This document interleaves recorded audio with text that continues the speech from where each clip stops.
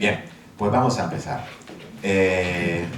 Como corresponde, lo primero que quiero hacer es dar las gracias al Instituto Cervantes por habernos otra vez acogido en esta ocasión para la presentación de un libro, el libro de Esther López Barceló, Cuando ya no quede nadie.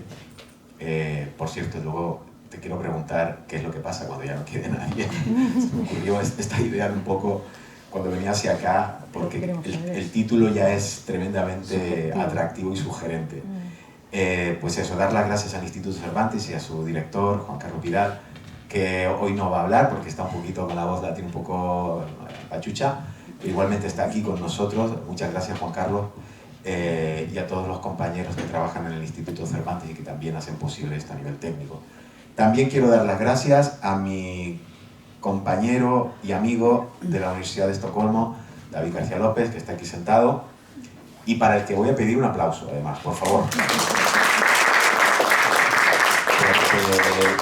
Porque no solamente es este acto, esta mañana la universidad, ayer lleva batallando durante semanas para tener la posibilidad de encontrarnos con Esther aquí en Estocolmo, lo ha logrado y está todo resultando muy exitoso. Estamos encantados con la visita y David, como siempre, tiene una generosidad inmensa con su tiempo, siempre con esa idea de poder, de alguna manera, ofrecer algo a los compañeros y a las demás personas con las que compartimos la vida y oficio.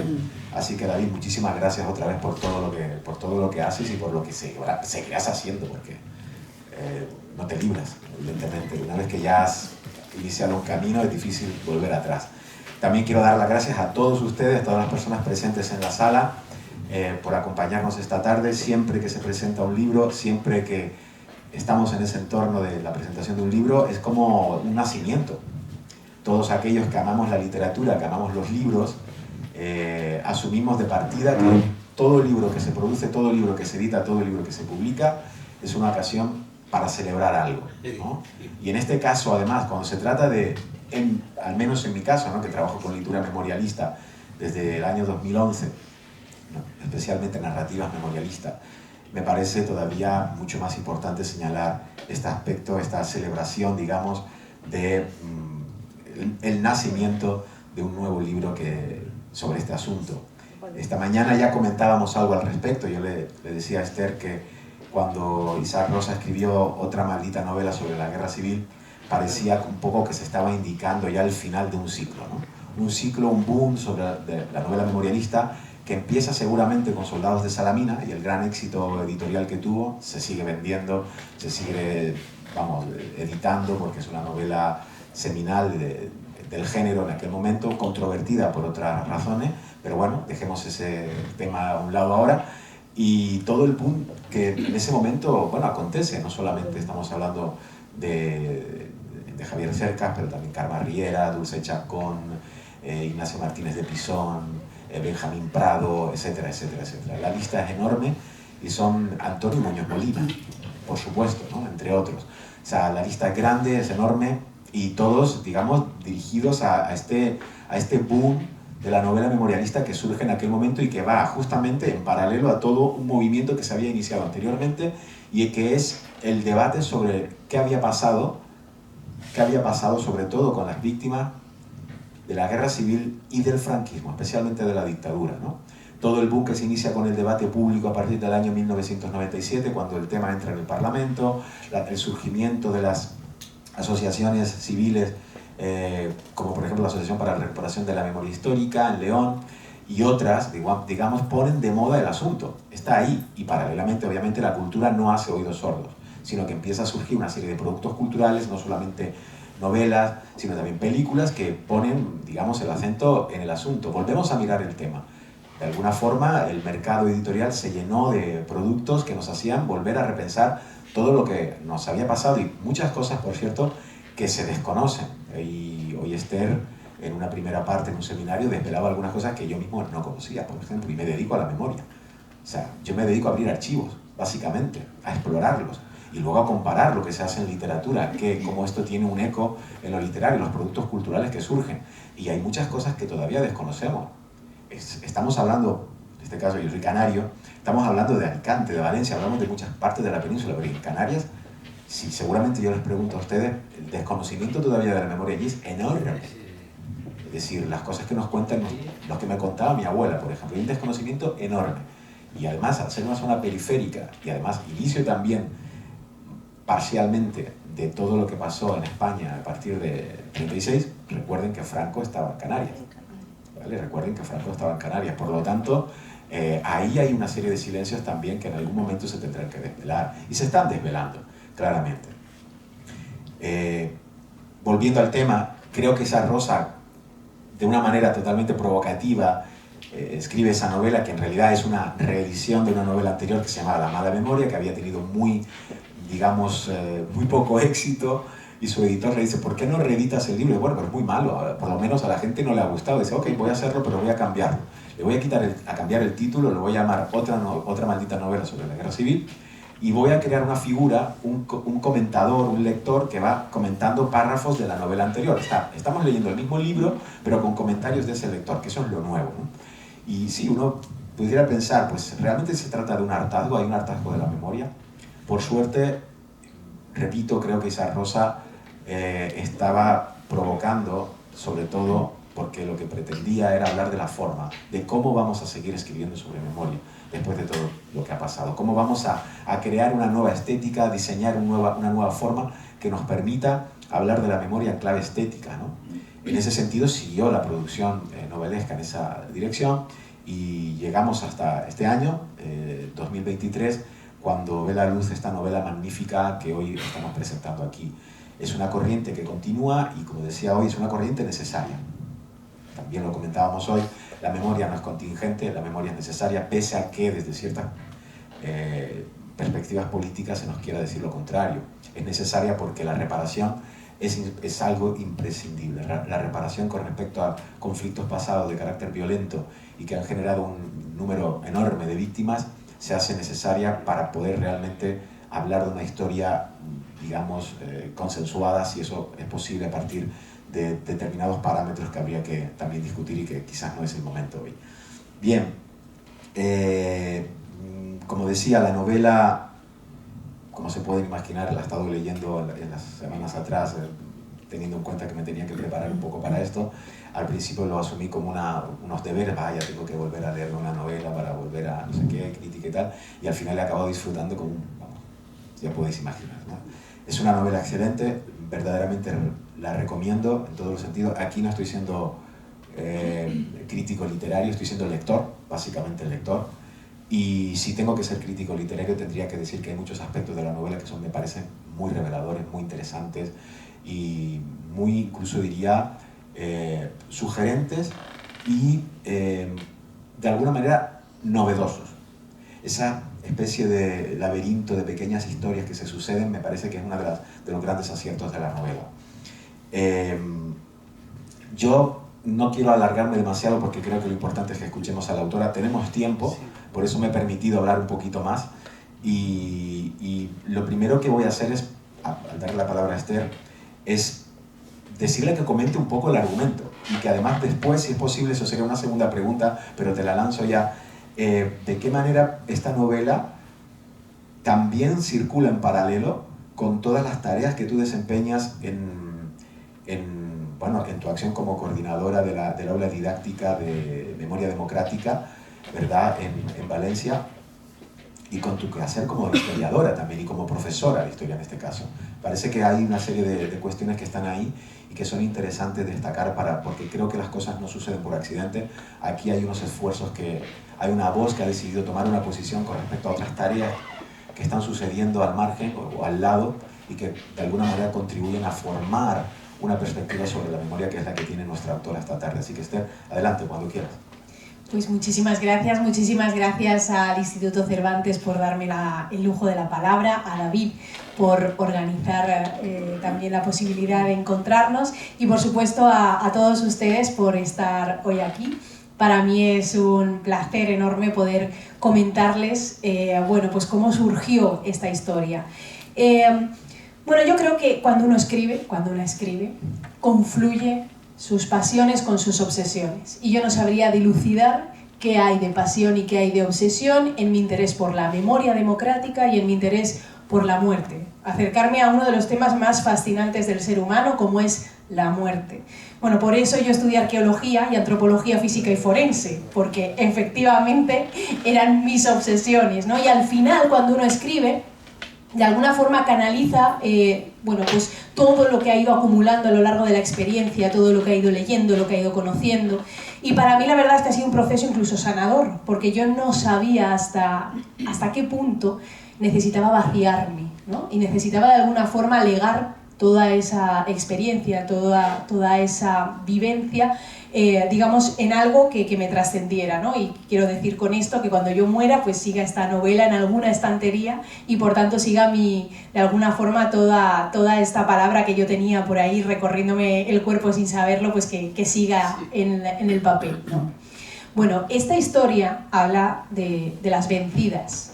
Es una épica de las vencidas. Yo estaba, bueno, de alguna forma harta, ¿no?, de que la épica siempre se nos haya sido transmitida desde la voz masculina o desde la visión androcéntrica, en la que de alguna forma el foco siempre se sitúa en el campo de batalla, en un campo de batalla en el que se disparan balas. Y si no hay balas, y si no hay batalla, no hay épica. Y evidentemente ahí siempre los personajes son de forma mayoritaria masculinos, ¿no?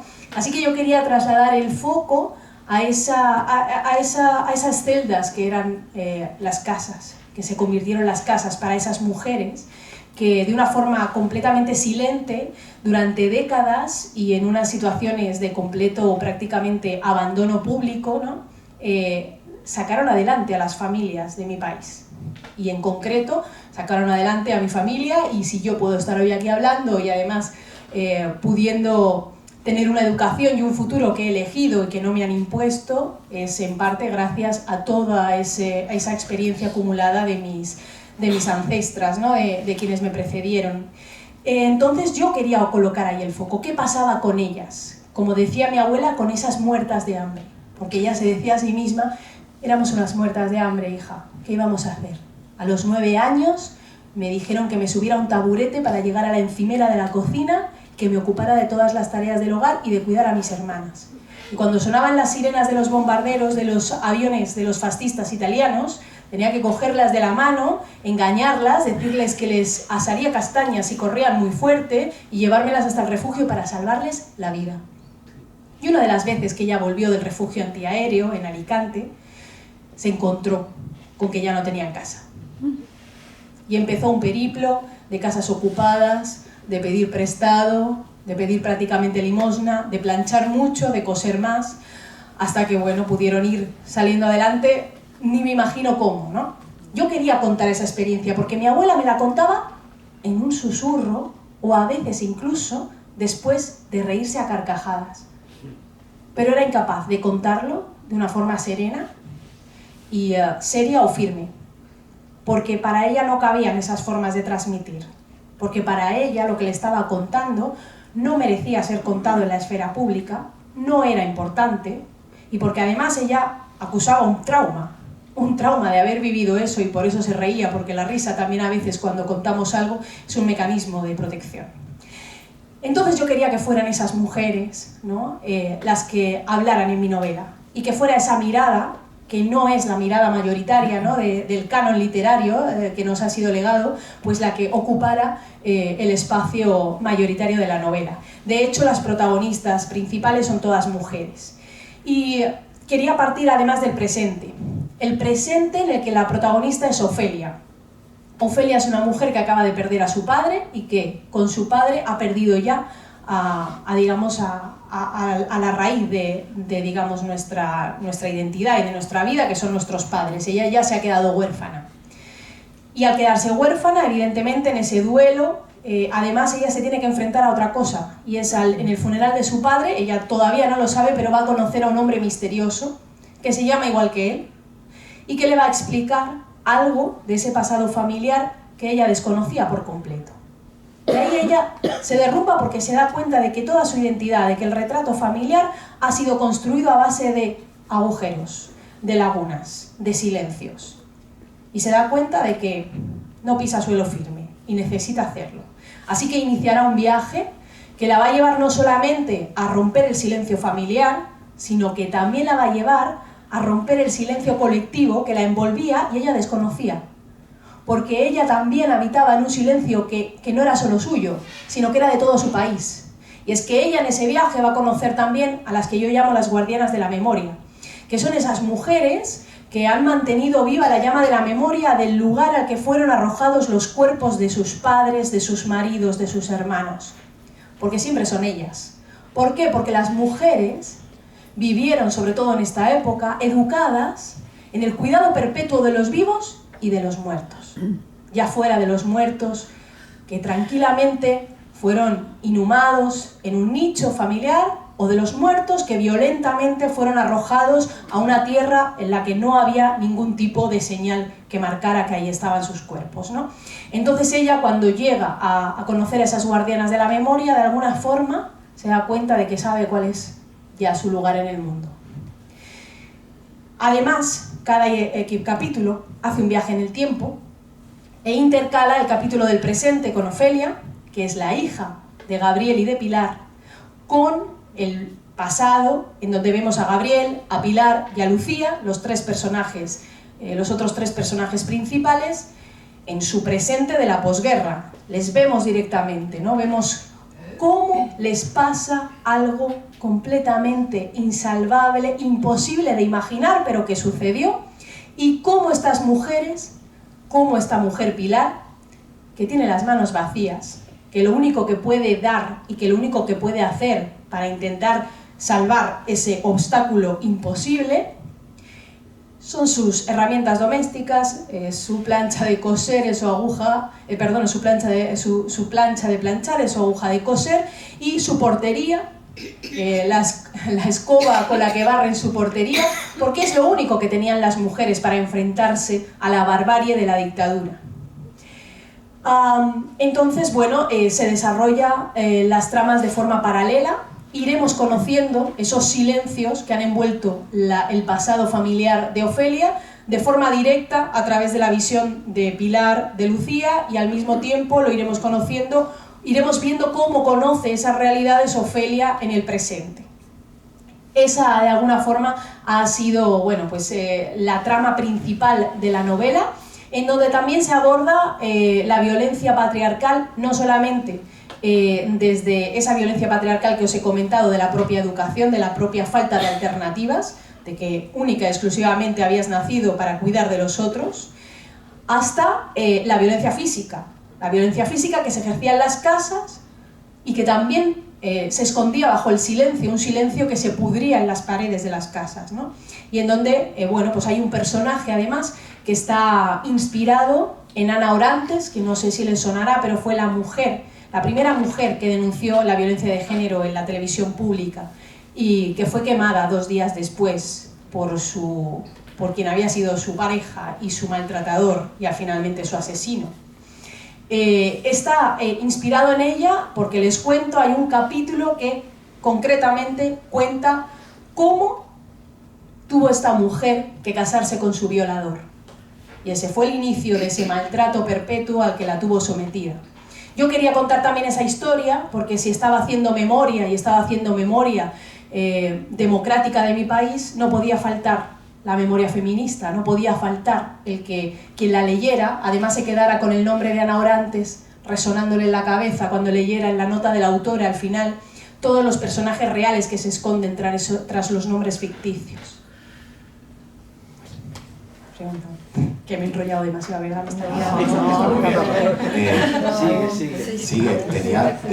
De hecho había una segunda pregunta que tenía que ver con lo que hablabas esta mañana también, lo que haces tu trabajo como coordinadora, sí. ¿verdad? Es decir, ¿qué parte de todo aquello también de alguna manera se ha vertido en la novela o ha servido de acicate para que todo esto suceda, ¿no? Para que esta novela suceda al final? Bueno, realmente eso ha sido Bueno, yo soy coordinadora del aula didáctica de memoria democrática de la Generalitat Valenciana, yo vivo en Valencia y tengo el honor, bueno, de ser ahora quien la está desarrollando. He de decir que inicié el trabajo ahí, fui nombrada el 12 de enero, día en que se publicó este libro, en que salió a la venta, y dije, no hay más días en el año, todo va a pasar en este. Con lo cual, ciertamente para la redacción de la novela ni siquiera soñaba con poder ocupar, ¿no?, esta posición ahora mismo en la que lo que hago junto a un compañero, que somos 2 coordinadores, somos profesores, nuestra función es meramente docente, no es ningún cargo de designación política. Lo que hacemos es nuestro trabajo, pero en vez de en un aula ordinaria, en una aula específica, hemos resignificado un espacio que fue prisión de la dictadura para que se convierta en un espacio de memoria, en donde los alumnos pueden venir y durante una mañana entera, pues en vez de estar dentro del aula, están en un espacio en donde única y exclusivamente vamos a hablarles de todo esto, de lo que ocurrió en nuestro país durante 40 años. Pues bien, evidentemente, como digo, en la redacción de la novela no estaba ni siquiera este anhelo, ni siquiera este sueño de ocupar este trabajo, pero evidentemente mi vocación docente va más allá de lo que yo me propongo. Y es que cuando escribí la novela yo no tenía ninguna intención, digamos, de hacerla pedagógica. Lo que pasa es que después me salió, porque no tengo otro remedio. Porque cuando me pongo a escribir hay un momento en el que me pongo a pensar en quién va a recibir este escrito, en quién lo va a leer, y me pongo en sus zapatos e intento pensar en si, bueno, pero si será un adolescente tendré que explicarle un poco y voy a ver si hay un personaje que me sirve para esto, ¿no? Bueno, ahí creo, y lo creo sin querer, pero lo creo al final para esto, un personaje, bueno, yo le tengo mucho cariño, que es el hijo de Ofelia. Acaba de entrar en la universidad y va a hacer todo este viaje con ella. Y nos va a servir un poco su mirada tierna, pero también su mirada de empuje, de ilusión, por descubrir el pasado del abuelo, el que la va a empujar a Ofelia, porque Ofelia no deja de ser esa generación que ha crecido en el silencio y que está acostumbrada al silencio. Y Ofelia, una vez que descubre que hay algo ahí, evidentemente necesita encontrarlo, pero por otro lado tiene mucho miedo. Y es su hijo el que ha crecido en democracia, el que está de alguna forma absolutamente, ¿no?, naturalizado con los derechos humanos, ¿no?, con la necesidad de la verdad, ¿no?, el que la empuja, ¿no?, y dice, mamá, hay que salir a buscar la memoria del abuelo.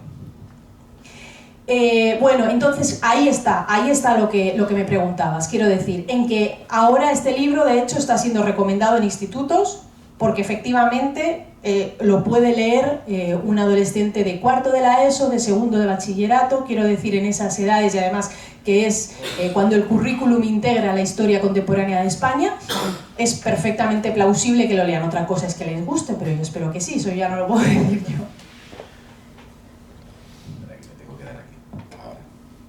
Bueno, a mí me gustaría que comentaras también un poco algo de lo que hablamos esta mañana, pero que me pareció muy interesante, antes de varias cuestiones que quisiera tratar, pero tratando otra vez el asunto de aquellas personas que aparecen, que son reales, que pertenece también a tu, digamos, esa nota un tanto autoficcional que aparece en la obra, y me gustaría que mencionaras otra vez el tema de tus abuelos. Sí. ¿Verdad? Esa presentificación a través del nombre, esa nominalización Total. del sujeto, que me parece interesantísima la manera sobre todo en la que lo defiendes, la introducción de estos nombres en la novela, ¿no? Bueno, es que Pilar y Gabriel están basados en los cuerpos y en la infancia y la juventud de mi abuelo y de mi abuela.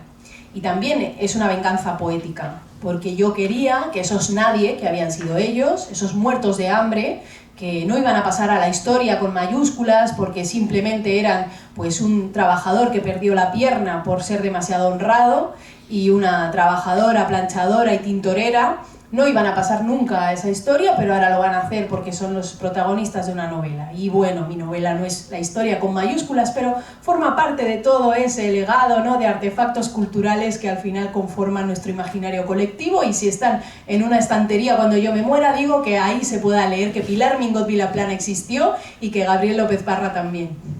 Y bueno, son los protagonistas. Y bueno, y me sirvió, y perdona, me sirvió mucho que mi abuela y mi abuelo, me sirvió mucho como creadora, digamos, cuando escribo, que mi abuela y que mi abuelo me hablaban. Y yo sé que eso suena a impostura, y yo cuando lo oigo en página 2, ¿no? En las entrevistas, que los escritores hablan de esa voz que les habla, digo, ay, por favor, déjate de rollos, ¿no? No me cuentes esta historia. Luego yo voy y hago lo mismo porque es completamente cierto, al menos en mi caso. Yo cuando escribo, es que oía la voz de mi abuela. Evidentemente me servía como un recurso para la ficción maravilloso, porque me era muy fácil, ¿no? Situarla en una tesitura y imaginar qué diría, cómo lo diría, ¿no? Es más fácil que hacerlo con alguien que nunca conociste, ¿no? Pero es que de verdad me hablaban, es que era muy fácil hacer los diálogos, y el diálogo final, que evidentemente no desvelo nada, pero en el epílogo, ese diálogo final era entre mi abuela, y es cierto que Lucía a veces está un poco basada en mi tía, están hablando ellas dos en mi cabeza y surgió rapidísimamente, de una forma súper fluida, porque es que me hablaban mis fantasmas personales, era maravilloso, les hice revivir, ¿no? Entonces, bueno, eso ha sido muy fácil para mí y además muy bonito, porque yo ha habido un momento en el que de verdad, esto no lo comenté esta mañana, pero es cierto que yo creo que cuando se crea, al final tú tienes la escena en la cabeza como si fuera una película.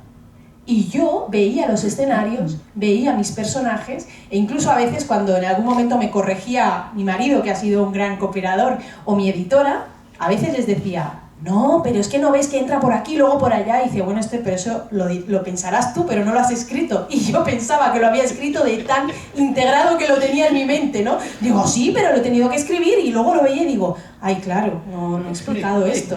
Me parecía redundante y no lo escribí porque lo daba por hecho, ¿no? Y es porque tienes completamente la película en la cabeza, así que yo, bueno, al Almodóvar ya le digo que la tengo tan en la cabeza que es muy fácil, ¿no? Llevarla a la pantalla, cuando quiera ya nos ponemos ahí. Yo con Penélope me conformo. Y Candela Peña de Lucía, cuando lo leáis ya me decís, son totales. Si no lo hacen, se lo pierden, ¿sabes? Podríamos hablar también... ¿Funciona? Ahora. Podríamos también hablar un poquito otra vez del tema del proceso creativo, cómo surge la idea, exacto, cómo la vas desarrollando. Yo sé que evidentemente aquí hay una serie de notas al final, unas claves autoficcionales con las que juegas también para dar una serie de explicaciones y tal, pero bueno, sí. ¿Podrías hablar un poquito también de esto? Bueno, es que el proceso creativo fue muy intuitivo, y esto es terrible, porque evidentemente yo me enfrentaba al terror cada día, ¿no? Ante la pantalla en blanco, porque no sabía qué iba a hacer, yo no sabía qué les iba a pasar, yo no sabía nada de la trama, solo sabía al inicio que iba a situar al personaje de mi abuelo en una tesitura que afortunadamente la vida nunca le situó, pero que él me contó un día que si la vida le hubiera situado ahí, lo que habría hecho. Y entonces de ahí me surgió como la idea y dije, bueno, pues vamos a ver qué habrías hecho realmente, Gabriel. Y entonces le situé ahí. Eso es lo único que sabía, la partida, ¿no? O sea, de dónde partíamos. Y luego, evidentemente, integré en el primer capítulo, por supuesto lo digo porque creo que eso es algo que no buscas, es inconsciente y que nace, ¿no? Que es que de repente salen momentos de tu vida en la escritura, ¿no? Sale parte de ti. Y yo comencé con una Ofelia a la que acaban de llamar y acaban de anunciar que su padre ha muerto. Y realmente toda esa escena, de alguna forma, fue mi manera de canalizar cómo fue la maldita llamada que me hicieron a mí para anunciarme lo mismo, ¿no? Y de esa forma se exorcizan mucho los traumas personales, ¿no? Y creo que, bueno, crear arte y literatura de los hechos más terribles de tu vida es algo maravilloso y algo que seguro que a mi padre le habría encantado, ¿no? También me gustaría comentar otra vez el tema de los silencios, es decir, cómo se cuenta lo inefable, cómo se cuenta lo callado durante tanto tiempo, cómo es una cuestión formal, evidentemente, pero también es una cuestión de decisión muchas veces ética, es decir, hay algo detrás. Estoy pensando, por ejemplo, en autores como el propio Jorge Semprún, por ejemplo, cuando se enfrenta a la escritura y la vida, ¿no? Un texto, un texto seminal también. Estoy pensando en Primo Levi cuando reflexiona sobre todo lo que ha sucedido después del Holocausto, es decir, por ejemplo, ¿no? Es decir, cómo se cuentan esos silencios, cómo se expresan en tu novela y qué función tiene un poco para guiar también toda la trama. Bueno, es que el silencio es un personaje más, y es un personaje que es como una niebla densa, que en el momento en el que Ofelia descubre que existe, ya lo envuelve todo, ¿no? Y de hecho hay un momento en el que ella hasta llega a ver el silencio convertido en manchas de humedad en la pared, en cómo se ha corroído el óxido, ¿no? Cosas que ella no veía, de repente las ve. Y esa es la metáfora del silencio, ¿no? Una vez que sabes que existe ya no puedes dejar de verlo, ya todo te parece silencio, ¿no? Ya todo te parece que está envuelto de él y que todo es mentira. Eso es lo que le pasa a Ofelia, ¿no? En el momento en el que descubre que lleva 47 años de silencios, de repente no puede soportarlo y hay un momento en que incluso le falta el aire, ¿no? Sobre todo cuando descubre que es muy complicado romperlo, porque una cosa es que ella sepa que exista y ella piensa que Lucía, que es el único personaje que sobrevive al pasado, quiero decir que sobrevive en las dos partes, que está todavía viva, ¿no? Como les he comentado, ya están muertos los padres de Ofelia, y ella cuando vuelve a su ciudad natal se encuentra con Lucía, que ha sido la que ha cuidado del padre. Porque no he comentado que Ofelia no solamente tiene que pasar un duelo, sino también una culpa. Y es que en los últimos 4 años su padre perdió la memoria. Y la última vez que ella le ve, su padre ya no la reconoce. Para ella su padre es un cuerpo vacío. Y en el momento en que para ella su padre ya no está, aunque esté allí su cuerpo ante ella, ella ya no puede soportarlo. Y ella no vuelve. No vuelve a verle, no vuelve a cuidarle, se encarga de él de forma indirecta a través de Lucía, que es quien le cuida. Sabemos que le pasa dinero, es decir, que no se despreocupa, pero ella es incapaz de enfrentarse al cuerpo vacío de su padre. Y esa es la primera metáfora de la novela, ¿no? ¿Qué somos sin memoria? Pues sin memoria ya no somos, ¿no? Y a partir de ahí, a partir de esa culpa y a partir de esa sensación, ¿no?, que tiene Ofelia, como les decía, que está en una situación de su vida un tanto confusa, en que no sabe muy bien, ¿no?, hacia dónde tirar, pues de alguna forma ese silencio de repente se convierte en su objetivo de vida, ¿no? Ese silencio que ella descubre a través de este señor misterioso. Y digamos que así es como cuento el silencio. También no cuento el silencio, pero para mí también es importante comentar el tema de la ciudad. El tema de la ciudad natal es otro de esos ausentes que son un personaje también, personaje contundente. Y es que Ofelia tiene que volver a la ciudad natal, y no digo ciudad natal por utilizar palabras más bonitas que el propio nombre, ¿no? El propio nombre propio de la ciudad, sino porque nunca se menciona la ciudad natal de Ofelia. Nunca se menciona porque Ofelia, desde que su madre murió muchas décadas antes, para ella se le convirtió en un espacio ajeno, como si un pantano hubiera engullido la ciudad. Ella se encontró en un proceso de extrañamiento constante y por eso tiene que huir de su ciudad natal, porque para ella ya no es, ¿no? Se siente completamente desarraigada. Y cada vez que vuelve a la ciudad le pasa completamente lo mismo. Ella antes de llegar tiene la emoción por volver, pero cuando llega se da cuenta de que es que ella ya no busca volver ahí. Ella ya no busca volver a un lugar, ella busca volver a un tiempo, y ese tiempo ya no está, ya no existe. Y ese tiempo es su madre, ¿no? Y de alguna forma, si ella no está, esa ciudad ya no es. Y esa es digamos, por eso no tiene nombre la ciudad.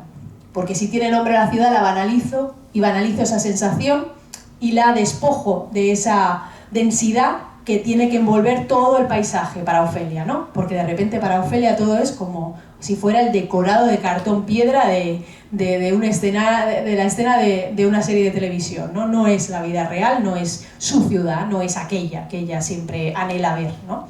Y bueno, esa era también la sensación que quería crear con la ciudad, que evidentemente es reconocible, y si hay alguien de Alicante ya sabe que es Alicante. Porque además sucede uno de los episodios más importantes, más terribles de nuestra ciudad, pero que yo, bueno, estoy orgullosa de que, pues cuando me entrevistaron en Página 2, les emocionaba que contara este hecho, y me decían, ¡guau!, no lo sabíamos, y mucha gente me ha venido luego que gracias a Página 2 ha enterado de que el 25 de mayo de 1938 los aviones fascistas italianos de Mussolini tiraron cientos racimos de bombas sobre la ciudad, pero con un objetivo militar concreto: el mercado central de Alicante. Exacto. en donde los quintacolumnistas, sobre todo las quintacolumnistas, se habían encargado por la mañana de ir avisando con el boca a boca de que ese día llegaba el pescado al mercado. El objetivo militar, por tanto, eran las mujeres y los niños que estaban en la cola esperando. Más de 300 personas, sobre todo mujeres y niños, fueron el objetivo militar ese día. Salió en la portada del New York Times al día siguiente, pero nos faltó un Picasso que inmortalizara nuestro Guernica. Y para mí, toda esa historia, que me la recreaba mi yaya cada vez que pasábamos por el Mercado Central, o sea, todas las veces que íbamos, mi yaya me recordaba: ay nena, lo hicieron nuevo porque tiraron bombas y lo destruyeron. Y yo, de hecho, de pequeña pensaba, lo destruyeron hace poco porque la yaya me ha dicho que lo acaban de hacer nuevo. Y mi padre, no, hombre, fue hace bastante. Pero yo de pequeña pensaba, ¿cuándo tiraron bombas? ¿Hace cuánto? Sí, lo acaban de hacer nuevo. Y bueno, mi yaya me lo contaba también a través de una leyenda urbana que a mí me ha parecido un poco realismo mágico y que la he integrado en la novela, que es esa historia que recuerda a mucha gente mayor de Alicante, que se contaba, y es la de la mujer sin cabeza. Siempre recuerdan, alguien vio a una mujer que todavía anduvo unos cuantos pasos sin cabeza hasta que cayó al suelo. Y otra de las leyendas era la de la sangre chorreando desde el Mercado Central hasta la Rambla, hasta llegar a desembocar al mar. Bueno, esas leyendas me interesaban mucho, digamos, antropológicamente hablando, ¿no? O sea, cómo se generan esas historias fantásticas, ¿no?, alrededor de la barbarie para no olvidarla y para ir contándola, ¿no?, envuelta de ese, bueno, de esa evidente ficción, ¿no?, ir contándola a tus hijos, a tus nietos, y que a mí me llegara, ¿no?, envuelta de esa historia fantasmagórica. Bueno, pues yo quise recrearla, ¿no?, y ponerla además en boca de Pilar, que se la cuenta a sus hermanitos, y como luego se lo cuenta a su hija, ¿no?, la historia de la mujer sin cabeza. Muy bien. Cervantes, cuando escribe las novelas ejemplares, habla de la ejemplaridad de la novela en doble sentido. Uno es ejemplar como ejemplar de vida y otro es ejemplar en la forma de novelar. Y una de las novedades de Cervantes es precisamente el iniciar su colección de novelas, pero también las novelas mayores, evidentemente, tanto el Persiles como sobre todo el Quijote de la Mancha, con una frase inicial que sirve de enganche inmediato. En el propio Casamiento engañoso, por ejemplo, tenemos una figura de una mujer que está vestida y mientras el hombre se aproxima en un acto de seducción, ella va quitando poco a poco prendas de ropa. Es una táctica en realidad para explicarnos que el lector debe caer en ese juego para que sea precisamente la ficción la que te atraiga hasta el final y llegar a conseguir el objetivo último, que es un conocimiento, porque cuando leemos básicamente lo hacemos por deseo y por conocimiento, sobre todo deseo y conocimiento. Tu novela cumple con esa máxima al 100%, porque cuando lees la primera frase dices, bueno, yo tengo que seguir leyendo. O sea, es una primera frase fantástica en todos los sentidos, tiene todos esos componentes de la información corta, específica, pero necesaria para que el siguiente punto que aparece te den ganas de seguir leyendo. O sea, yo quisiera que contaras un poco cómo descubriste esa primera frase, porque me parece esencial, de alguna manera, ¿no? Es que eso lo he desvelado esta mañana. Y era la primera vez que lo contaba y ya está, ya creo que ya no tiene misterio. Bueno, la verdad es que una de las cosas que yo hago, uno de los trucos que utilizo a veces para desatascarme en el proceso de escritura, ¿no?, porque hay días que uno está más inspirado que otros, ¿no? De hecho, hay días que una se levanta con la sensación de no me acuerdo de escribir. ¿Cómo se hace? De verdad, o sea, el nivel de desasosiego cuando estás escribiendo una novela y no eres una persona racional y organizada que sabe lo que va a hacer en cada capítulo, que eso tiene que ser maravilloso, o sea, estar con esa ansiedad cada día es horrible. Y entonces yo hay días que me levantaba y que tenía tiempo para escribir, que eso hablaremos en otro momento, ¿vale? Tener tiempo para escribir. La habitación propia ya me parece una tontería, ¿no?, que decía Virginia Woolf. El tiempo, Virginia, el tiempo. Bueno, pues cuando tenía tiempo, claro, no podía permitirme no escribir. Así que me desatascaba leyendo cualquier cosa, cualquier narrativa que tuviera a mi alcance. No para copiar nada, sino porque de repente ves escrita una frase que ha escrito otra persona y recuerdas cómo se hilan las palabras y la sonoridad de una palabra te lleva a la otra. Y de repente te surge una frase. Y así me nació la primera frase de la novela. Cosa fundamental en una novela, os digo. cuando tienes esa primera frase, eres imparable ya. O sea, hay un momento en el que la encuentras, ¿no? Y esa es la que te determina ya que vas a escribir una historia. Y bueno, y a mí me pasó porque estaba... Bueno, yo ya sabía que iba a escribir una novela, sabía que iba a escribir esta historia más o menos como les he dicho, con esa tramilla de inicio, ¿no?, que tenía clara, pero no tenía una primera frase. Y estaba en casa de mi madre con mi hijo, que yo estaba allí como mirando la estantería de los libros de autoras, y dije, bueno, pues voy a sacar cualquiera, voy a leer alguna frase y voy a ver cómo empiezan los libros estas señoras tan importantes, ¿no?, que tiene aquí mi madre en la estantería.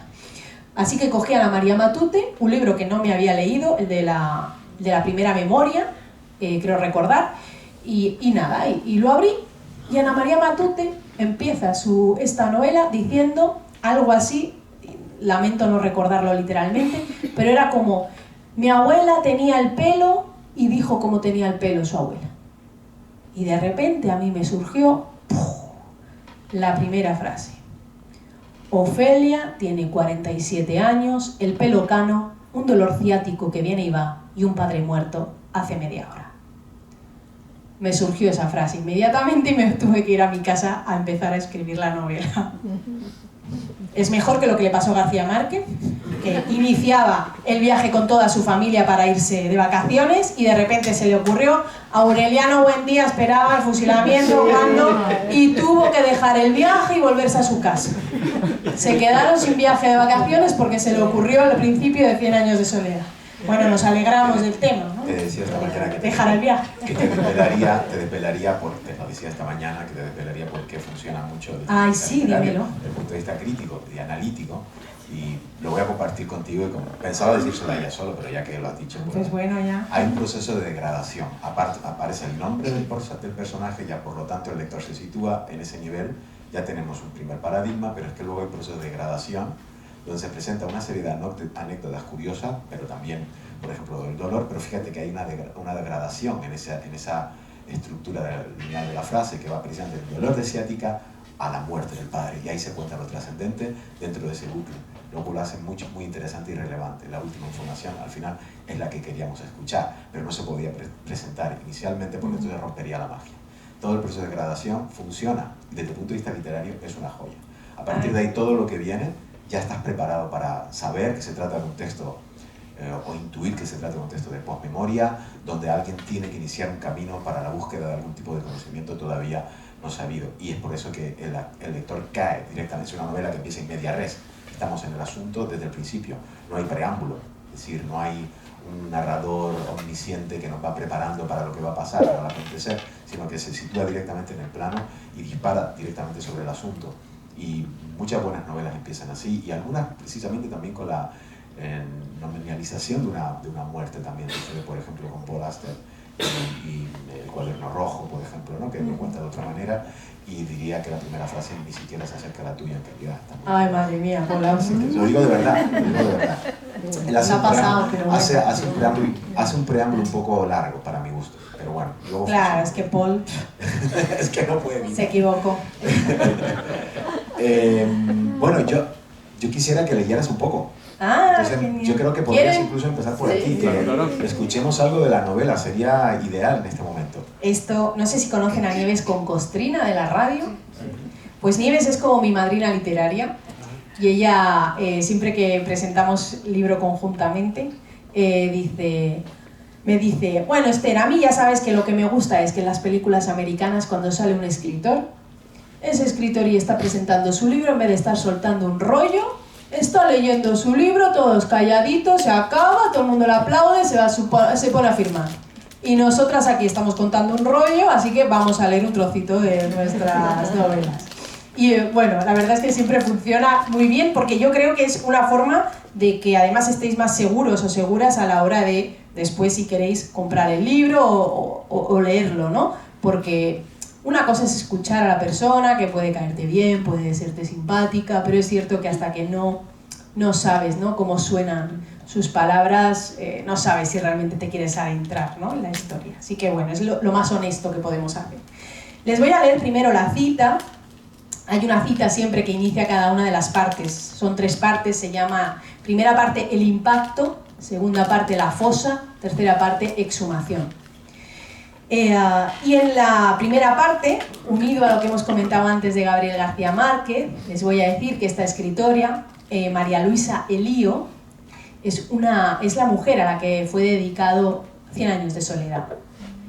Es la escritora exiliada en la que confió plenamente García Márquez para ir enviándole los manuscritos que iba generando de la maravillosa novela que es 100 años de soledad. María Luisa Elío, una vez que volvió del exilio, regresó a su casa, a Bilbao, a la casa de su infancia, y escribió esta maravilla. Algunas veces me quedo mirando a un punto fijo, como ausente, vacía de mí misma. Y es que estoy en otro trozo de mi vida, abrazada a mi madre a mis 7 años. Así comienza. Ofelia tiene el pelo cano, 47 años, un dolor ciático que viene y va y un padre muerto hace media hora. Permanece desde entonces quieta en la butaca, frente a la terraza, con las manos sobre el escritorio de madera y la mirada perdida en el cielo que se enciende de manchas rojas y amarillas. Es justo ahora, el momento del día en que la luz huye hasta confundirse en el azul nocturno. Pero Ofelia no repara en ello porque, aunque sus ojos miran, ella no ve, solo escucha. Tiene clavada entre las sienes una melodía antigua, un eco de la infancia que resuena en su interior con el tono y la cadencia de su padre. Duérmete, vida mía. Cierra los ojos y está ahí, con ella, cogiéndola de la mano, señalando una rama alada de hojas y frutos. Esto es un limonero, Ofelia. Es bueno tener uno siempre a mano. Respira, abre los ojos y lo busca. Al fondo de la terraza se yergue el árbol amarillo y verde, y es en ese preciso instante cuando por primera vez rompe a llorar, 37 minutos después de la llamada que la ha descabalgado del mundo. Duérmete sin pena.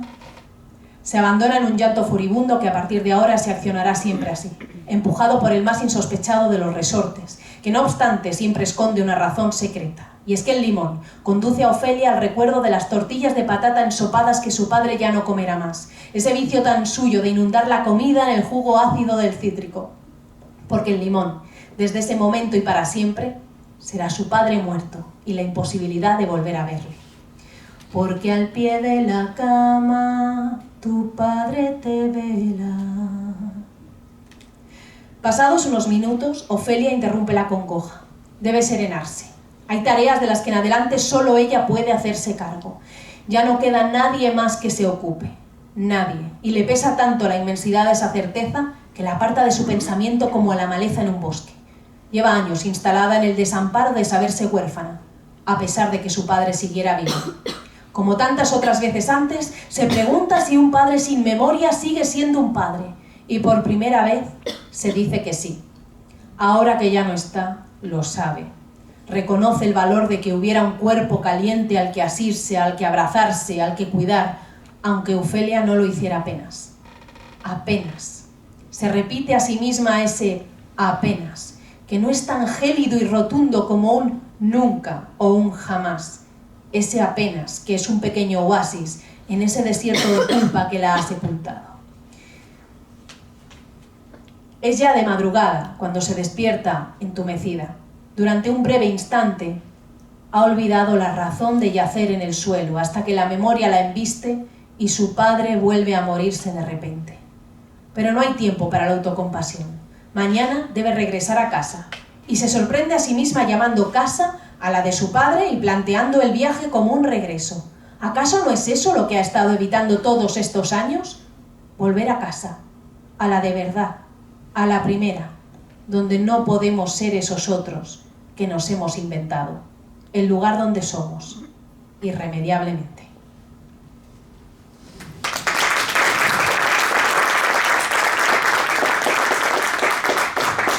Bueno, como ven, es un magnífico inicio, así se inicia una novela de memoria, realmente, ¿no? Que va abriendo todos los cauces posibles para ir situando al personaje principal, que ya empieza a hacerse una conexión con un pasado a través de un hecho, en este caso trágico, como es el fallecimiento del padre.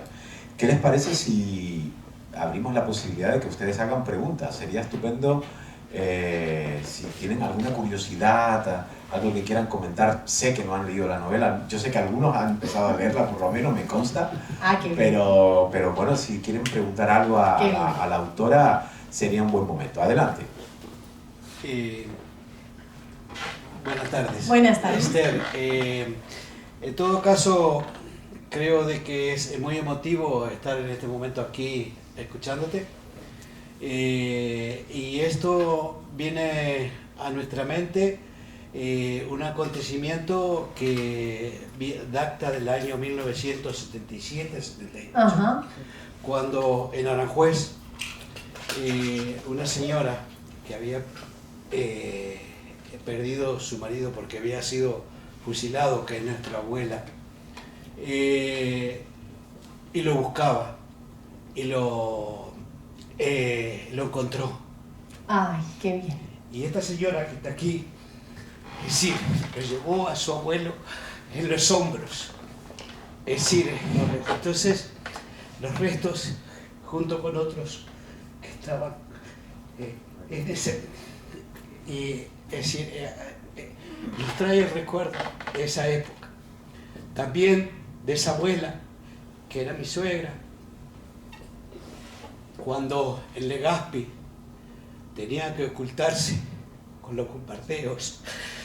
Y la verdad que sus años últimos nos mostraba su historia, hablando de cuando tenían que ir a buscar las cáscaras de patatas para poder comer.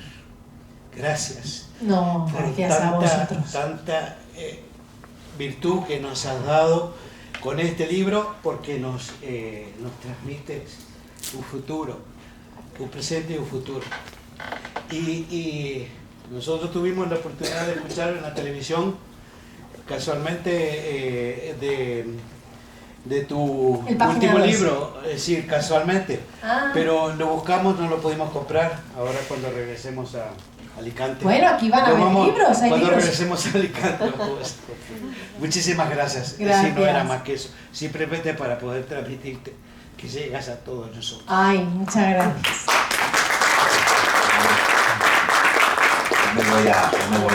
Seguro, quiero hacer un comentario al respecto. No me voy a reprimir en este asunto de hacer un comentario en relación a lo que acabamos de escuchar, porque precisamente los que trabajamos e investigamos con literatura memorialista asumimos un concepto básico que ya acuñó en su momento tanto Marianne Hirsch como luego Sebastian Faber, que es el de memoria afiliativa, de actos afiliativos. Lo que acaba de suceder aquí es precisamente eso.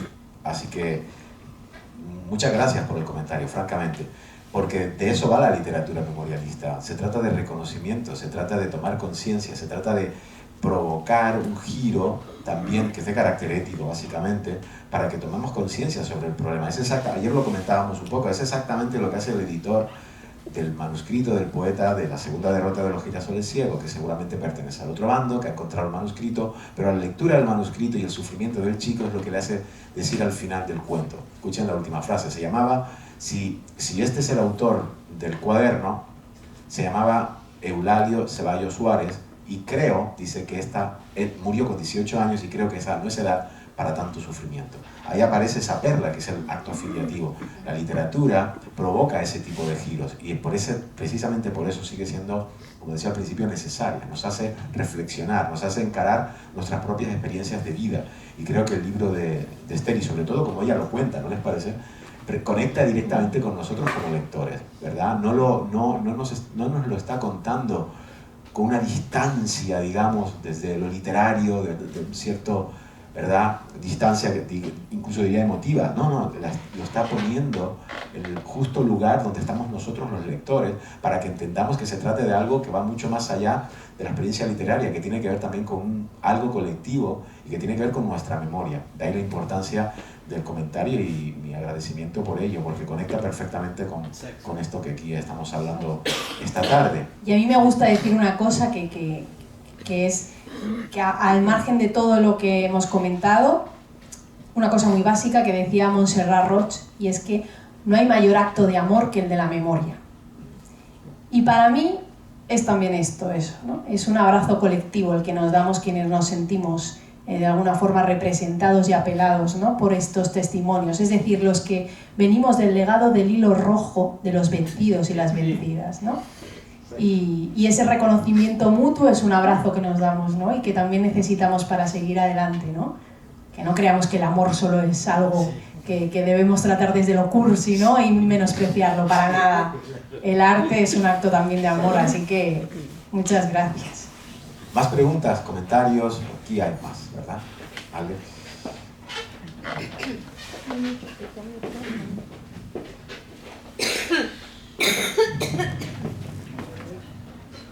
¿Funciona?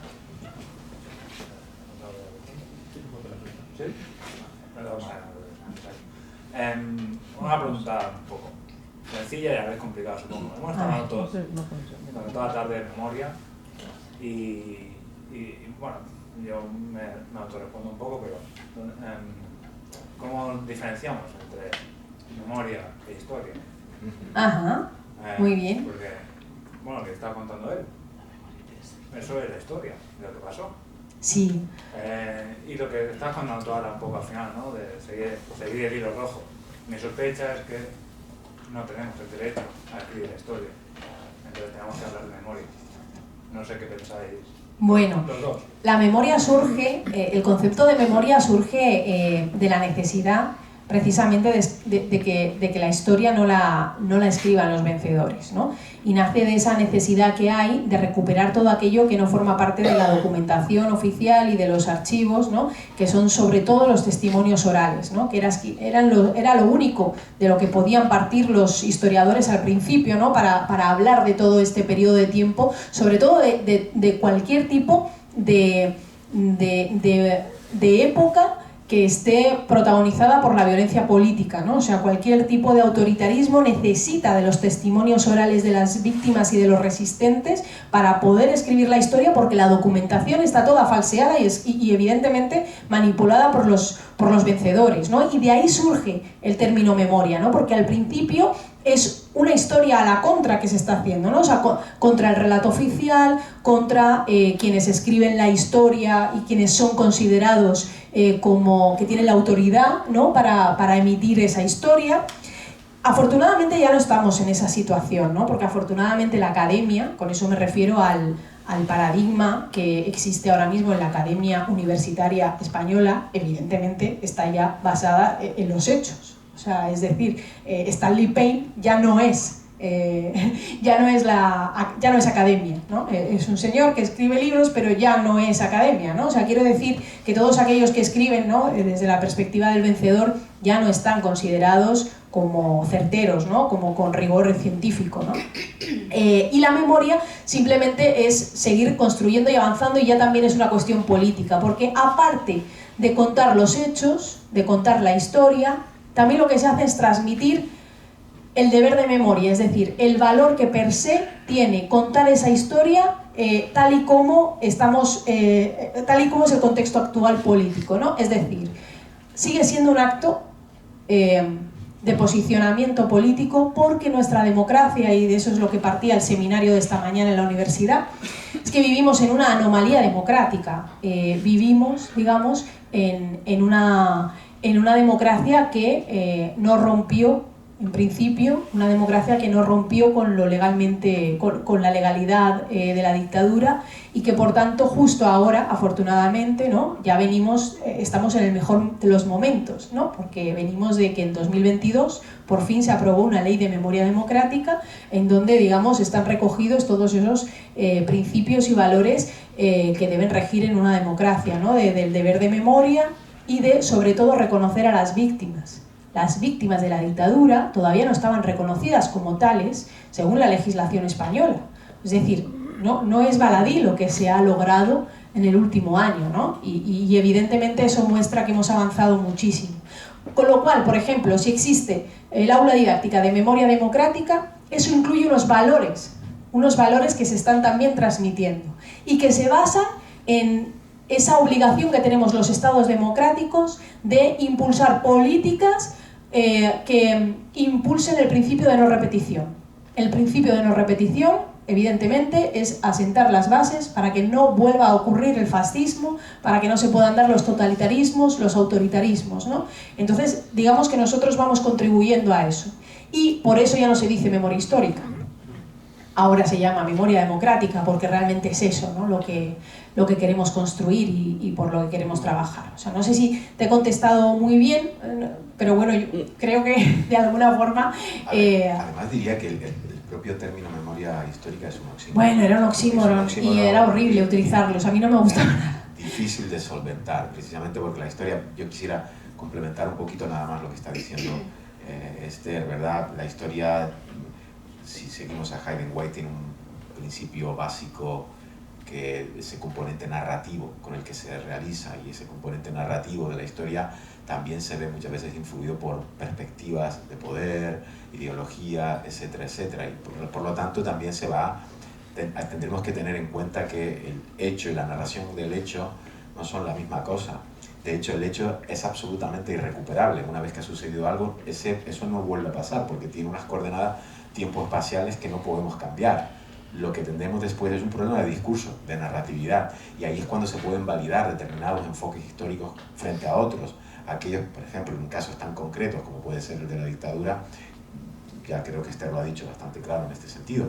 Pero bueno, y luego tenemos el tema de la memoria, al que también podemos sumar, por ejemplo, la cuestión del testimonio, la parte testimonial, lo que tiene que ver con la memoria o la posmemoria que se establece entre las distintas generaciones, aquellos que no hemos vivido los hechos traumáticos, cómo hemos sabido que aquellos hechos traumáticos se han producido. Aquí tenemos un claro ejemplo de cómo pasa esto realmente. Pero nosotros, yo nací en la dictadura, pero no tengo recuerdos de la dictadura, obviamente, porque cuando muere el dictador yo tengo 4 años. Entonces, lo que yo sé de la dictadura lo sé porque ha sido filtrado por distintos canales, y ahí está la memoria actuando. Es una memoria mucho más íntima, una memoria comunicativa, es una memoria a veces personal, una memoria familiar, pero también están los libros, también están los documentales que podemos ver, que contribuyen a elaborar todo ese tema que tiene que ver con la memoria. Y ahí hay una distinción también con respecto al término de historia, que se supone, al menos se supone, la historiadora es ella, yo soy filólogo, pero en todo caso que también se le supone una prueba empírica, que eso estoy pensando, estoy pensando un poco más en historiadores canónicos, tanto más Carr, por ejemplo, algo así, ¿no? Que trabajan esas líneas, por ejemplo. Pero bueno, yo diría que también va por ahí, pero el libro sería un muy buen ejemplo para ver también esa transmisión de lo que sería memoria como tal, ¿no? ¿Más preguntas?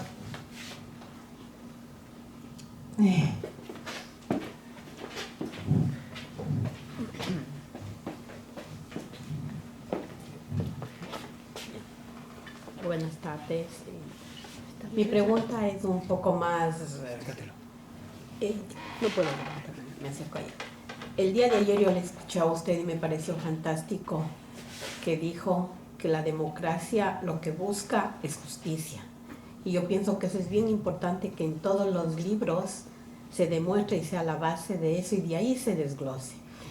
Usted en sus diferentes facetas, como ciudadana española, como profesora, como investigadora, ¿qué fue lo que más le impactó al confrontar todos estos acontecimientos, realidades, vivencias y experiencias, al encontrarse usted con esas personas que le daban su testimonio directo?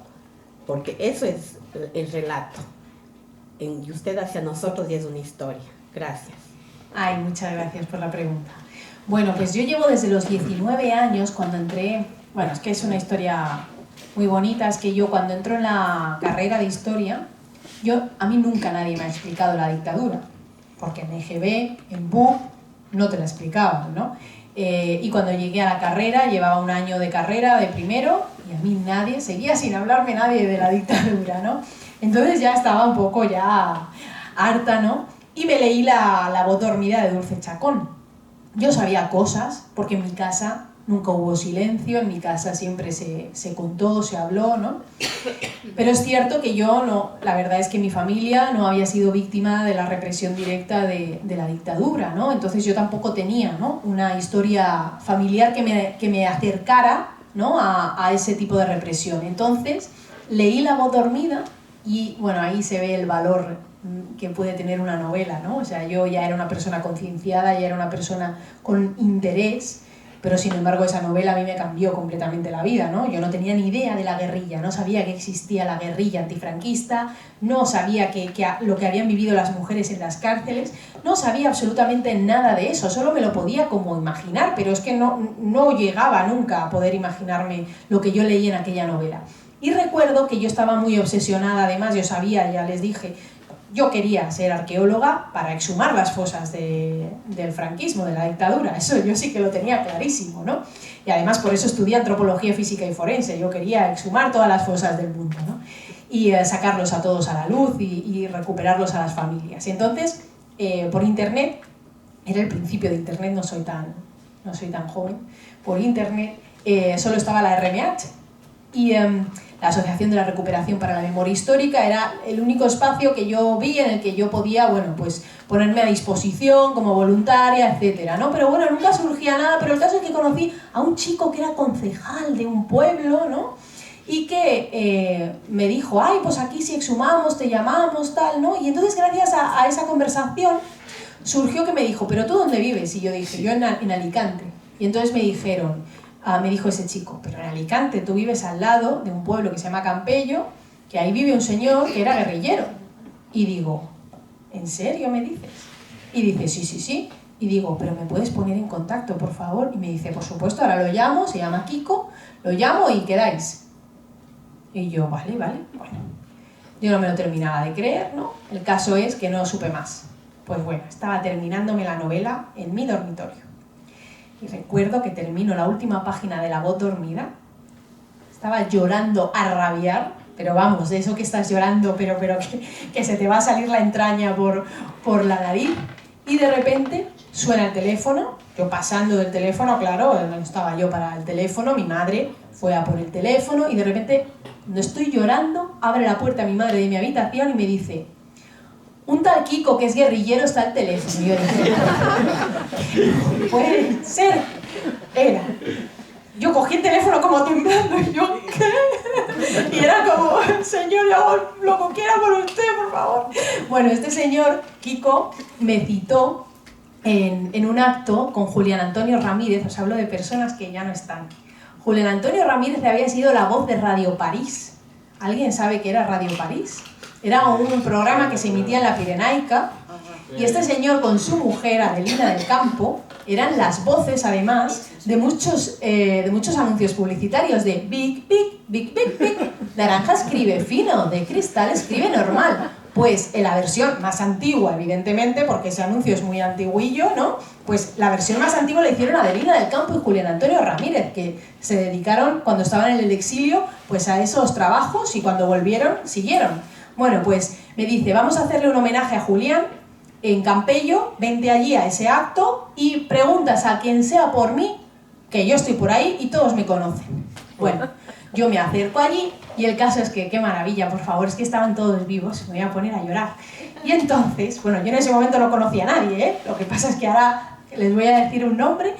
Florian el Peque era un guerrillero del AGLA, de la agrupación guerrillera del Levante y Aragón. Florian sale en la novela de Dulce Chacón y es quien tiene la relación con Reme.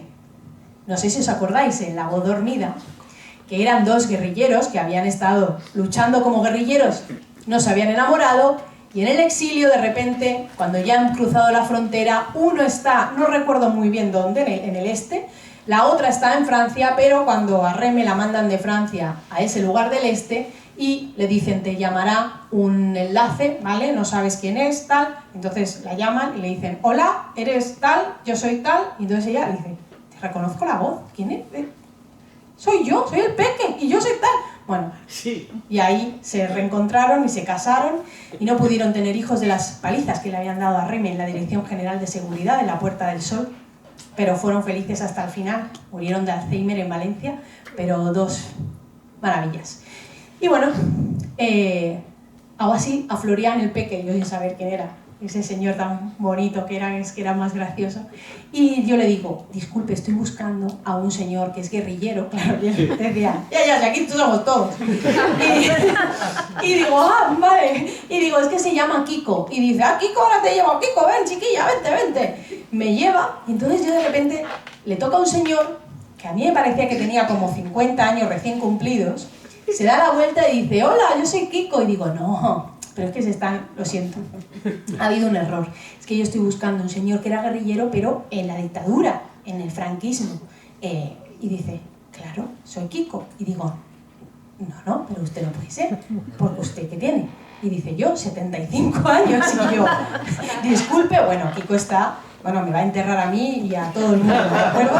Kiko está, que sigue dando charlas, y además el otro día en Zaragoza me dijeron, es que viene Kiko la semana que viene, y yo, bueno, mira, para que lo de Kiko ya no es de este mundo, ¿de acuerdo?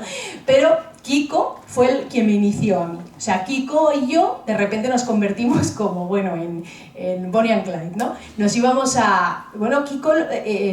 me contó cómo fue toda la historia de la memoria. Ellos volvieron del exilio, y cuando vuelven del exilio, claro, los guerrilleros habían seguido organizados en el exilio. Entonces era gente completamente dispuesta a la batalla todavía, ¿no? Y entonces cuando vuelven completamente indignados porque nadie se acuerda de ellos y porque encima en los archivos siguen siendo llamados bandoleros.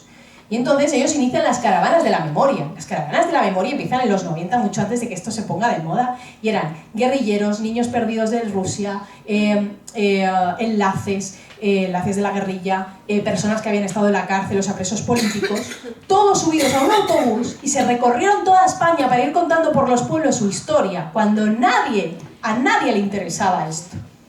Y entonces Kiko tenía una función, y tiene una función en la vida, y me dijo, Esther, vamos a ver en Alicante y colindante, ¿no? ¿Qué cosas hay que recuperar, ¿no? Y entonces nos enteramos de que había un campo de concentración delante de mi casa, el campo de concentración de Los Almendros. Ahora hay un centro comercial, hace tiempo. De hecho, yo escribí un artículo lamentable, claro, porque era joven, que se llama de campo de concentración a centro comercial, ¿no? Bueno, una cosa así muy panfletaria, pero bueno, yo estaba allí muy indignada. Y descubrimos el campo de concentración de Albatera. El campo de concentración de Los Almendros es el primer lugar al que van a parar todas las personas, todos los republicanos que habían ido hasta el puerto de Alicante, cuando todas las organizaciones antifascistas avisan de que van a llegar buques de otros países para evacuar a democracias a todos los republicanos. Así que todo el mundo coge un camión, una furgoneta, un cochecito, lo que sea. Leer La madre de Frankenstein de Almudena Grandes, porque ahí solo merece la pena la novela. Bueno, es maravillosa, pero de verdad, lo mejor de la novela es cómo te cuenta cómo una persona que estaba en Madrid llega hasta el puerto de Alicante y cómo se sube a un barco. Porque yo nunca me lo había imaginado así. Y ella, bueno, es que lo detalla, que es increíble, porque hasta que no lo lees en Almudena no te lo podías imaginar. El caso es que llegan al puerto de Alicante, el puerto de Alicante se convierte en una cárcel de agua. Y porque los franquistas cercan la bahía de Alicante, los buques ya no pueden pasar, se tienen que dar la vuelta, y los fascistas italianos los cercan por tierra. Miles y miles de hombres, mujeres, niños están allí encerrados, ¿no?, en esa cárcel de agua, y pasan al campo de concentración de Los Almendros, el que habla Max Aub en la novela Campo de Almendros, ¿no? Lo que pasa es que él no llegó a estar ahí. De ese campo de Los Almendros, que dura 5 o 6 días, en donde únicamente funciona de forma provisional para mantenerlos a todos hacinados, pasan al campo de concentración de Albatera. Van en unos trenes borregueros que salen desde una estación que ya no se usa, que es la estación de Murcia, y llegan hasta el campo de Albatera. El campo de Albatera había sido un campo de trabajo republicano para los presos, que está completamente documentado hasta el detalle. Tú tienes hasta la higiene dental de cada uno de los presos. Sin embargo, todo se trunca cuando llegamos a que fue recuperado por el franquismo para ser campo de concentración. Ahí ya no hay documentación que valga, ¿no? Y ahí es donde van a parar la gran mayoría. Sin embargo, nadie nos había hablado, a ninguno de nosotros, de que existía eso. Porque en Albatera la gente no se atrevía a decir nada. Nosotros nos fuimos, muy listos, Kiko y yo, en una primera visita, nos fuimos al centro de la tercera edad, es decir, al centro de tercera edad, digo, del centro social, donde estaban tomando cosas, jugando al ajedrez, etc., ¿no? Nos fuimos allí para ir preguntando a las personas mayores si recordaban cuando fue el campo de concentración. No nos hablaba nadie. Conseguimos unos cuantos testimonios desperdigados, pero por fin logramos, después de 2 años, sin parar, y logrando, por supuesto, aglutinar a asociaciones de memoria chiquititas de los pueblos colindantes. Eso es la Vega Baja, es como territorio inexpugnable, ¿no? en el sur de Alicante. Y conseguimos las primeras jornadas del campo de Albatera. Bueno, ahora ya se hace todos los años. Es algo totalmente naturalizado que organiza el ayuntamiento. Porque da igual el ayuntamiento de qué signo sea, las jornadas del campo de Albatera se tienen que hacer. Y recuerdo que nunca será como aquel primer año, eso también os lo digo. Ese primer año yo había hecho una pequeña investigación, bueno, de aquella manera, ¿no? Con 20 años, como pude, además con los testimonios que había, y entonces estábamos en la mesa, el cronista oficial de Alicante, Enrique Cerdantato, estaba yo. La gente no cabía, la gente estaba por las ventanas, la gente se asomaba o se sentaba directamente en el pollete de la ventana para poder escuchar, porque nos habían dado un salón de actos muy chiquitito, porque evidentemente nadie quería en Albatera que nosotros hiciéramos esas jornadas, pero el pueblo entero estaba allí, más todos los pueblos de alrededor. Y de repente, mientras estábamos contando la historia, nos aparece un señor que, bueno, con muchas dificultades para caminar, que nos grita: yo sé todo lo que estáis contando, porque yo soy Josep Almudévar, yo fui brigadista internacional y yo estuve en el campo de concentración de Albatera. Josep Almudévar se murió hace 2 años. Ha podido contar su historia, ha sido reconocido por la Generalitat, o sea, rompió ese silencio ese día. Y bueno, no os voy a contar más, pero así empecé con 19 años. Todas esas historias es que estaban en mí desde hace tanto tiempo, o sea, para mí descubrir a Kiko, descubrir además, él me impulsó a una cosa muy importante, y es que antes de que yo fuera consciente de que la historia, si no es con perspectiva de género, por supuesto está sesgada, no es historia global, es solo la historia de una parte, él me dijo: Esther, tenemos que recuperar los testimonios de ellas, porque ya está bien de que los guerrilleros seamos, digamos, reconocidos en masculino plural, porque las enlaces eran las que garantizaban nuestra supervivencia y las que todos los días nos dejaban la comida, la información en el punto de encuentro y se volvían a casa a enfrentarse con los victimarios cara a cara. Sufrieron una represión brutal y ellas creen que su experiencia es menos importante que la nuestra porque nosotros estábamos en el monte y teníamos un rifle. Así que tenemos que ir a buscarlas a ellas. Y de ahí surgió mi primer ensayo, lamentable porque era muy joven, no lo leáis. Pero está en PDF y podéis descargaroslo solo por leer las historias de ellas, pero no penséis que lo he escrito yo, que se llama Testimonio de la Memoria, en donde solo recupero historias de ellas. Gracias a que Kiko, este señor de más de 70 años, me inculcó la necesidad de recuperar las historias de las mujeres silenciadas. Digamos que desde ahí me surge esta necesidad, aunque haya tardado tantos años en llevarlo a cabo, ¿no? Y ya por último, después de esta historia de abuela, voy a contar la última y ya os dejo en paz. Cuando exhumé, esta es la historia que cuento siempre. Esta es una de las... Es que me ha preguntado cuál me impacta más. Y es que voy a decir cuál es la que de repente me hizo ver como a Ofelia, que estaba en el lugar del mundo que necesito, o sea, el que estaba hecho para mí. Bueno, yo estaba en 2004 exhumando la primera fosa común dentro del cementerio que se exhumó en España, porque antes solo se habían exhumado en cunetas.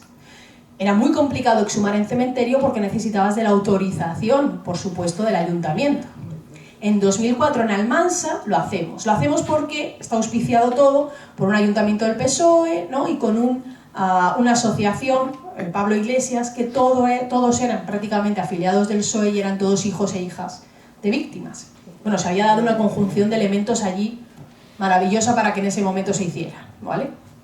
Maravillosos los hijos y las hijas, señores y señoras, que nos daban chocolate todas las mañanas, nos llevaban al cementerio chocolate porque hacía un frío que te morías, y nos llevaban bollos, cualquier cosa que quisiéramos, éramos allí los mimados. Éramos voluntarios de arqueología de la Universidad de Alicante y pasamos ahí nuestra Semana Santa, de nuestras vacaciones de Semana Santa. Evidentemente íbamos con la ilusión de entregarle los restos a los familiares. Sin embargo, llevábamos una semana de las 2 semanas de trabajo y allí no había aparecido nadie. Y estábamos hechos polvo, porque pensábamos que les habían engañado toda la vida, ¿no? Diciéndoles que estaban ahí, porque ahí no estaban. Y nosotros cavábamos zanjas, a 1 metro, a 2 metros. No aparecía nadie. Y entonces dio casualidad que fue el 14 de abril en Semana Santa. Evidentemente el 14 de abril nos levantamos todos muy motivados. Íbamos cantando, ¿no?, el himno de Riego y decíamos: hoy salen, hoy salen. Bueno, no sé si es porque en ese día estábamos todos diciendo tienen que salir hoy, porque si no, o fue realmente, ¿no?, una conjugación ahí de factores mágicos. El caso es que abrimos otra zanja diferente y en esa zanja dijimos 2 metros, tened en cuenta que todavía no se había exhumado ninguna fosa del cementerio. Nosotros partíamos de las hipótesis de las cunetas que sabíamos que se habían abierto y que estaban hechas a 1,5 metros, a 2 metros. Y entonces dijimos, vamos a bajar más, no sea que sí que se hayan tomado demasiadas molestias. Pensábamos que no se habían tomado muchas. Y entonces, bueno, fue maravilloso porque me tocó a mí. Iba con mi compañero, abrimos la zanja y empezamos a bajar, y bajamos, y bajamos, y bajamos. Dijimos, bueno, está el núcleo de la Tierra. Bajamos, cuando llegamos a casi 4 metros, de repente nos aparece un cráneo. Pero tened en cuenta que en las fosas comunes pueden haber restos de epidemias, personas sin recursos, no tiene por qué ser un fusilado, ¿no?, de la dictadura. Pero bueno, cuando sacamos el cráneo fue la única vez que nos hemos alegrado del tiro de gracia. Allí estaba el tiro de gracia. Así que, evidentemente, aparte de llorar, nos emocionamos todos y dijimos, chicos, a volver a abrir todas las zanjas hasta llegar a los 4 metros que están todos ahí. Y empezamos a abrir las zanjas como si estuviéramos en el campo de batalla abriendo las trincheras y por fin bajamos y ahí estaban todos. Y encontramos, bueno, esta es la otra parte. Ahí es la otra parte. Estas maravillosas personas sabían que no había financiación suficiente, no porque nos pagaran, a nosotros no nos pagaban, pero evidentemente teníamos que dormir en algún sitio, darnos de comer, esas cosas. No había financiación suficiente para hacer, ni para abrir toda la fosa entera, porque eran más de 200 personas, ni por supuesto para hacer pruebas de ADN. En esa época las pruebas de ADN costaban muchísimo, ¿no? Así que, y además no se sabía muy bien ni cómo hacer, ¿no? Entonces se dijo que no se harían pruebas de ADN, que se custodiarían los restos en un mausoleo que se haría expresamente para todos, en donde constarían todos los nombres. Está allí en Almansa, claro, con una piedad que hizo un escultor que también tenía un familiar fusilado. No querían prueba de ADN porque decían, los que salgan serán todos. No queremos que una familia se quede sin su resto, queremos que todas estemos de alguna forma reparadas, ¿no?, hasta que se pueda. Pues bien, hay veces que no hacen falta pruebas de ADN. Y eso ocurrió con uno de los restos. Nos salió un hombre que resulta que a la altura del fémur derecho, de la cadera, encontramos un hueso de melocotón, al lado otro hueso de melocotón, pero algo trabajado, como si lo hubiera trabajado con una navaja. Por supuesto, en el otro lado llevaba la navaja de Albacete. Y en la mano, un anillo hecho con hueso de melocotón. Al lado, el compañero de al lado llevaba otro anillo hecho de hueso de melocotón. Y una de las mujeres que estaba allí nos enseñó el anillo de hueso de melocotón que le había hecho su padre desde la cárcel antes de morir. Así que bueno, estaba reconocido el padre de esta señora gracias a eso. Bueno, ya está, porque me he enrollado. Tenemos nos faltan 3 minutos para cumplir con el tiempo. Quizá una sí, el compañero que tenía. Y yo lo contesto súper rápido, lo prometo. Ya no me enrollo. Una pregunta y una respuesta rápida. No me enrollo, se lo prometo. Vamos a ver, ya me has contestado. Muy Iba a preguntarte sobre el campo de almendros, porque es de Alicante también.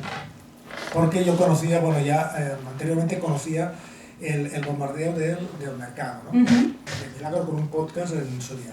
Pero ya que me habéis dado la palabra, de la 9 y de Amando Granell, que es valenciano, ¿qué nos puedes decir? Ay, pues si quieres te lo digo. Bueno, aparte de que estoy asesorando a la persona que gracias a su gran novela gráfica ha contado la historia de la liberación de París, que es Paco Roca, que es uno de los mejores dibujantes de España, que es amigo mío y que, ya os aviso, he asesorado porque va a hacer la novela gráfica definitiva de la memoria histórica de este país, de la memoria democrática, y va a salir antes de Navidades. Solo os digo eso, es impresionante. Mira, es que me pongo a llorar de acordarme. Vale, la 9, maravillosa la 9, llamado Granell. Pues mira, justo cuando yo fui diputada en las Cortes Valencianas Y una de las pocas cosas que me aprobó el Partido Popular, porque era cuando estábamos en la oposición, que se aprobó por unanimidad, por tanto, fue un reconocimiento de las Cortes Valencianas a Amado Granell. Bueno, todos nos alegramos mucho y nunca más se hizo. Se ha hecho ahora, después de prácticamente casi una década después, lo ha hecho ahora el gobierno progresista. Pues Amado Granell, fíjate que trabajó al lado de mi casa, cuando yo evidentemente ni existía. Trabajó en una tienda de electrodomésticos al lado de mi casa en Alicante, lo digo para que lo sepas, en Poeta Zorrilla. Fue un hombre que luego, pues evidentemente, se dedicó a trabajos pues, que en ningún caso recibían la categoría de haber liberado todo un pueblo del nazismo, ¿no? Como le pasó a Amado Granell, que fue el primero que entró en la ciudad.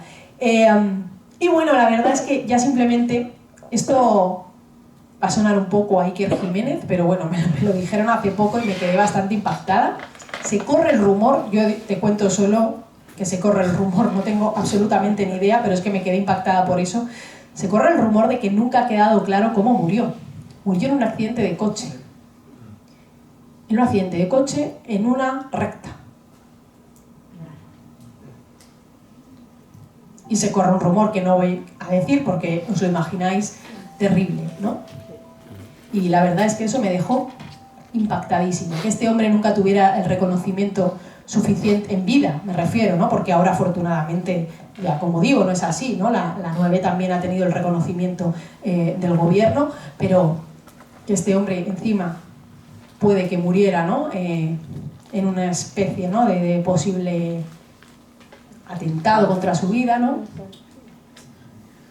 No lo sé y os cuento el impacto que yo recibí, bueno, por compartirlo con vosotros, porque lo que sí que es cierto es que no se sabe muy bien cómo pudo morir en esa recta con su coche. Muy bien, pues yo creo que lo tenemos que dejar aquí por la hora. Dimos con la hora, exactamente son las 8. Yo quiero darte las gracias por tu generosidad a la hora de contarnos con tanto detalle, no solo las cuestiones de la novela, sino todo aquello que circula alrededor. Como la historicista que me considero, me viene fantástico, porque no entiendo la ficción sin el contexto. O sea, que me parece que acabas de ser una clase ilustrada de cómo funciona todo esto. Así que te quiero dar las gracias de verdad a todos ustedes también por haber venido.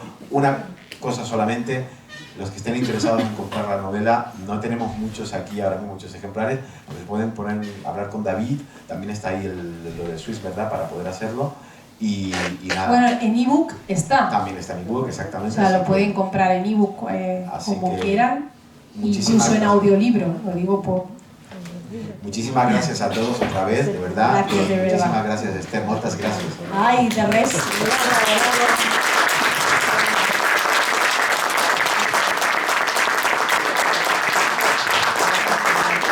Madre mía, cómo me enrollé al final.